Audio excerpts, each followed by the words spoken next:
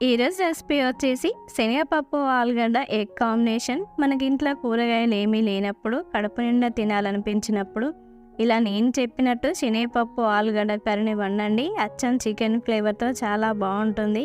దీన్ని చేయడం కూడా చాలా సింపులే అండి. తక్కువ టైంలోనే ఈజీగా చేసుకోవచ్చు. రోజు తినేదానికంటే దీంతో 2 ముద్దలు ఎక్కువనే తింటారు. మరి అంతే బాగుంటుంది. బాండీ పెట్టుకొని టేబుల్ స్పూన్ ఆయిల్, చిటికెడు పసుపు వేసుకొని కలుపుకోవాలి. ఉడికించుకున్న 6 ఎగ్స్ వేసుకోండి, లేదా మీకు సరిపడా ఎగ్స్ వేసుకొని మంటను లో ఫ్లేమ్లోనే పెట్టుకొని నిదానంగా వేయింపుకోండి. అప్పుడే ఎగ్స్ బాగా వేగుతాయి. ఎగ్స్ని ఇలా వేయింపుకొని పక్కన పెట్టేసుకోండి. వేరొక బాండీ పెట్టుకొని 3 టేబుల్ స్పూన్ ఆయిల్ వేడైన తర్వాత 1/2 టీ స్పూన్ జీలకర్ర, 5 లవంగాలు, 2 బిర్యానీ ఆకులు, ఇంచు దాల్చిన చెక్క, 2 ఇలాచీలు వేసుకొని మసాలాలు కొంచెం వేగిన తర్వాత సన్నగా తరిగిన ఉల్లిపాయ ముక్కలు, 2 పచ్చిమిర్చిని చీల్చుకొని వేసుకోండి. ఉల్లిపాయ ముక్కలు మగ్గేంత వరకు 5 నిమిషాల పాటు మూత పెట్టి మగ్గించుకోండి. ఇలా ఉల్లిగడ్డ మగ్గిన తర్వాత కలుపుకొని ఇప్పుడు ఇందులో టీ స్పూన్ అల్లం వెల్లుల్లి పేస్ట్, దీంతో పాటు 1/2 టీ స్పూన్ పసుపు వేసుకొని ఉండలు లేకుండా కలుపుకొని పచ్చివాసన పోయేంత వరకు మగ్గించుకోండి. అల్లం ఖచ్చితంగా పచ్చివాసన పోవాలి, లేదంటే కూర మొత్తం అల్లం వాసన వస్తుంది, టేస్ట్ బాగుండదు. అరగంట ముందు నానబెట్టుకున్న శనగపప్పును వేసుకొని కలుపుకోండి. శనగపప్పు నానబెట్టిన వాటర్ అలాగే పక్కన పెట్టుకోండి, ఎందుకని మీకు నేను తర్వాత చెప్తాను. ఇలా నానబెట్టుకోవడం వల్ల పప్పు మీకు త్వరగా ఉడుకుతుంది. 5 నిమిషాల పాటు ఆయిల్నే బాగా ఫ్రై చేసుకోవాలి, అప్పుడే కర్రీ కాసిన టేస్ట్ వస్తుంది.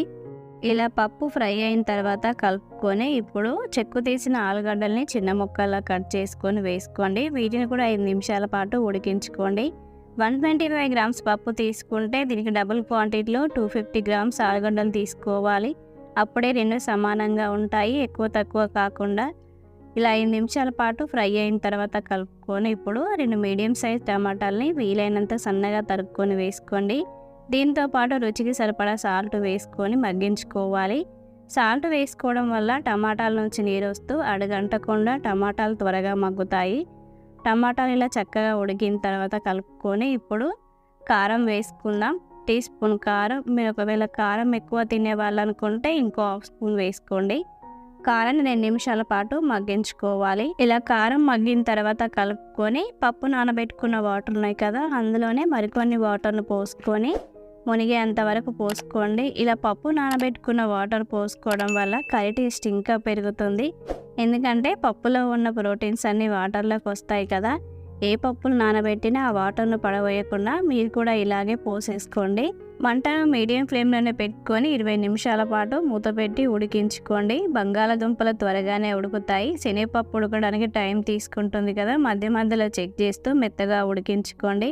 ఇలా శనగపప్పు ఆలుగడ్డ ఉడికిన తర్వాత మనం వేపుకున్న ఎగ్స్కి గారెలు పెట్టుకొని వేసుకోండి. టీ స్పూన్ ధనియా పొడి, 1/2 టీ స్పూన్ గరం మసాలా వేసుకొని మిక్స్ చేసుకొని 5 నిమిషాల పాటు మగ్గించుకోవాలి.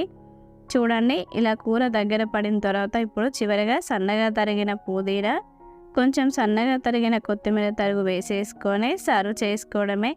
ఇంతే అండి, ఎంతో టేస్టీగా ఉండే శనగపప్పు ఆలుగడ్డ ఎగ్ కాంబినేషన్ రెడీ అయింది. మీలో ఎంతమందికి కరెంట్ ఇష్టమో నాకు కింద కామెంట్ చేయండి. మరికొన్ని మంచి మంచి రెసిపీస్ మన ఛానల్లో వస్తూ ఉంటాయి. లైక్ చేయండి, కామెంట్ చేయండి. మరికొన్ని వీడియోస్ కోసం మన ఛానల్ని సబ్స్క్రైబ్ చేసుకోండి. Thank you for watching.